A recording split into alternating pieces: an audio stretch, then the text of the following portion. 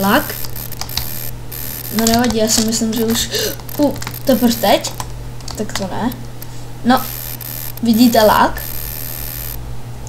Celý počítač se vyseknul.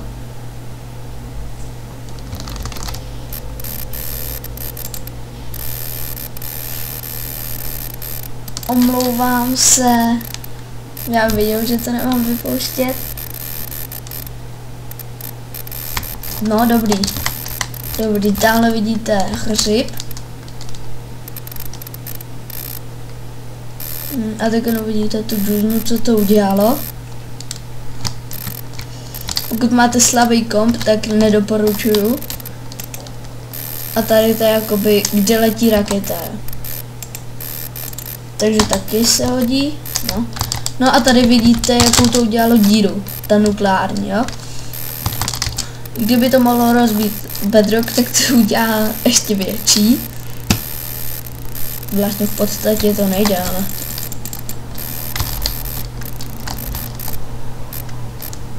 Vidíte lapis lazuli. Co myslíte, jsou tady někde diamanty?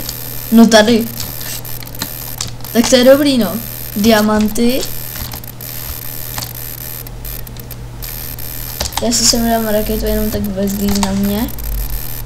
Tak aby jsem na to viděl. Myslím. Tak, potom kde jsou ještě nějaký dia. Do gejvek nepůjdu. Jo, a já bych vám mohl ještě... Hele. Na koho? Na pavoučky. No, nic moc. Tak já vám ještě ukážu to šípový dělo. Jo, dobrý, normální TNTčka tady jsou, jsem se lek. Potom ještě čudlík. Nějaký blok. Tak potřebuji. No, tak to byl ten mod teda. Tak ještě počkat. Já se v tom Too-Many items nevyznám, já ho mám chvilku. Jo, už vím. Tady. Tak. Tak a já vám jdu ukázat to šípový dělo. Jo a ještě vlastně luk. Luk. Tady. Tak. No, tady je rovinka, dobrý. Jestli se mi to nepovede, tak se omlouvám, protože on je taky někdy problém. Ale to se mi snad nepovede. Ne, TNTčko nechci. Tak.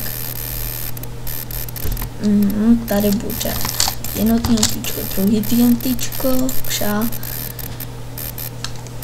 Tady redstone, takhle. Tak. Já vím, že to nemusím rozvíjet, ale já jsem na to zvyklý. Mimochodem, omlouvám se, když tak za faily, protože Minecraft hraju od 1.8. Co točíš? Co? Od 1.7.3. No, tak od 1.7.3. Takže jako moc dlouho nehraju.